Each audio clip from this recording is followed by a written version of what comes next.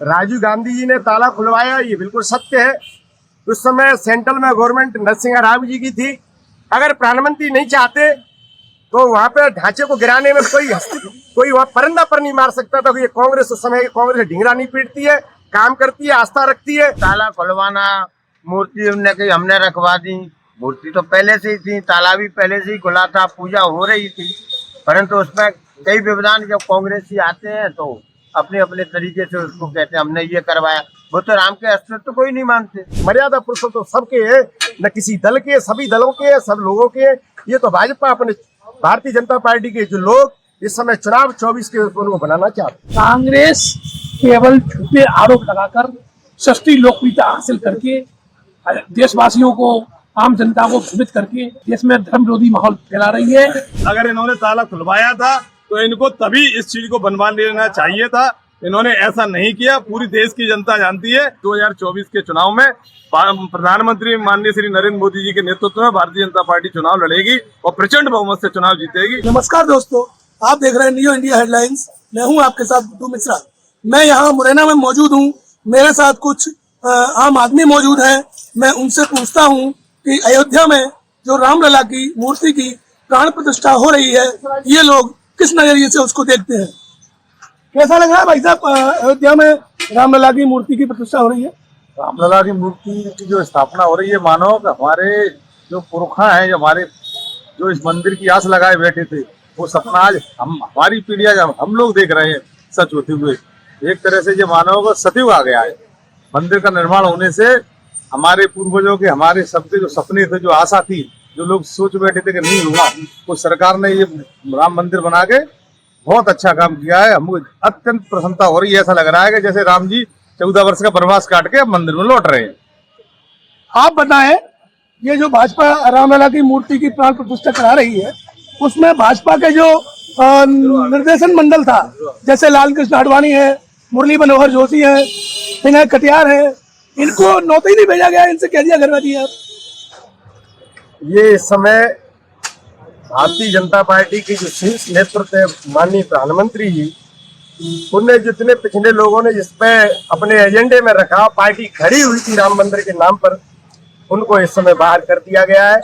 और सिर्फ 24 के चुनाव की वजह से ये एक पूरे देश में इस तरह का माहौल बनाया जा रहा है। जबकि राम मंदिर तो सारे हिंदू ही नहीं, सारे विश्व का भगवान, तो मर्यादा पुरुषोत्तम सबके है, न किसी दल के, सभी दलों के, सब लोगों के। ये तो भाजपा अपने भारतीय जनता पार्टी के जो लोग इस समय चुनाव 24 के उनको बनाना चाहते। तो आडवाणी जैसे लोगों को क्यों दूर रखा गया है? आडवाणी जैसे लोगों को इसलिए कि अब क्या है, वो तो रिटायर घोड़े हैं, इसलिए क्या मतलब है, इसलिए उन्होंने फाइट को कर दिया है। रिटायर घोड़े हैं लालकृष्ण आडवाणी, ये लोग, ये आप क्या कहेंगे? ये इनका आरोप बिल्कुल गलत है। लालकृष्ण आडवाणी भारतीय जनता पार्टी के प्रतिनिधियों में से हैं। उनका सदैव मार्शल पार्टी को मिलता रहा है। उनके द्वारा निकाली गई रथ यात्रा में और उनका ये सपना हमारे हजारों भारतीयों का, करोड़ों भारतीयों का जो सपना था, वो साकार होने जा रहा है। भगवान राम की प्रतिष्ठा अयोध्या में होने वाली है। और ये कांग्रेसी लोग जो आरोप लगाते थे कि ये राम मंदिर बनाने का पार्टी दावा करती है भाजपा, और तारीख नहीं बताती है, अब इनको ये सोच लेना चाहिए कि भगवान राम का एक विशाल मंदिर वहाँ अयोध्या में बनने जा रहा है। इसके अलावा वाराणसी में काशी विश्वनाथ का कॉरिडोर, महाकाल में कॉरिडोर, तमाम धार्मिक आस्थाओं के केंद्रों का पुनरुद्धार भारतीय जनता पार्टी की सरकार के नेतृत्व में माननीय प्रधानमंत्री नरेंद्र मोदी हो रहा है।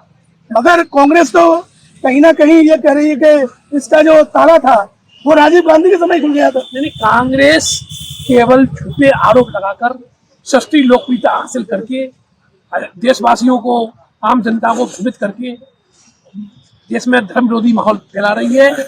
भगवान राम को काल कल्पोलित कहने वाले ये कांग्रेसी भगवान राम की आस्थाओं से ये परिचित नहीं है। भगवान राम हजारों करोड़ों देशवासी नहीं, संपूर्ण विश्व के लोगों की श्रद्धा और आदर के लिए। आप राम जी की आस्थाओं से वाकिफ नहीं है, इनका आरोप है भाजपा वालों का। बताना चाहता हूँ कि मेरे मित्र भाजपा के जो लोग साथी मेरे जो कह रहे हैं, ये बिल्कुल सर्वथा गलत है। राजीव गांधी जी ने ताला खुलवाया, ये बिल्कुल सत्य है। उस समय सेंट्रल में गवर्नमेंट नरसिंह राव जी की थी।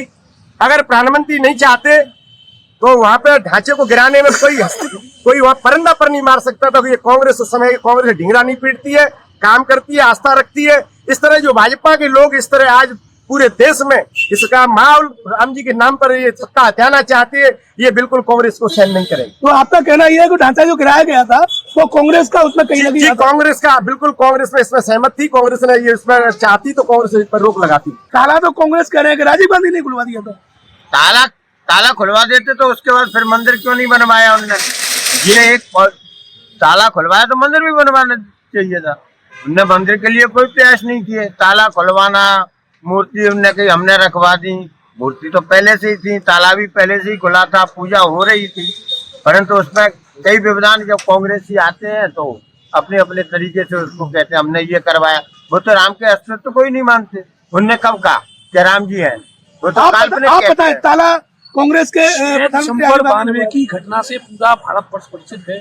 तमाम कार सेवकों पर जो गोलियां चलाने के जो निर्देश, उसमें ये केंद्र सरकार के हमारे जो प्रधानमंत्री जी बता रहे हैं, नरसिंह राव जी ने बहुत कड़ाई से कार सेवकों को डिमोलाइज करने का बहुत प्रयास किया, लेकिन पार्टी के लोगों की आस्था के चलते आज वहाँ बाबरी मस्जिद का अच्छा उस समय को रहा, उसमें आज रामलला की जो प्रतिष्ठा होने जा रही है, ये कांग्रेस ने हमारे जो कह रहे हैं, इनका ये कहना सीधा गलत है। कांग्रेस ने कभी भी मंदिर इसके नाम पर कभी नहीं किया, सदैव संप्रदाय फैला नहीं कुछ।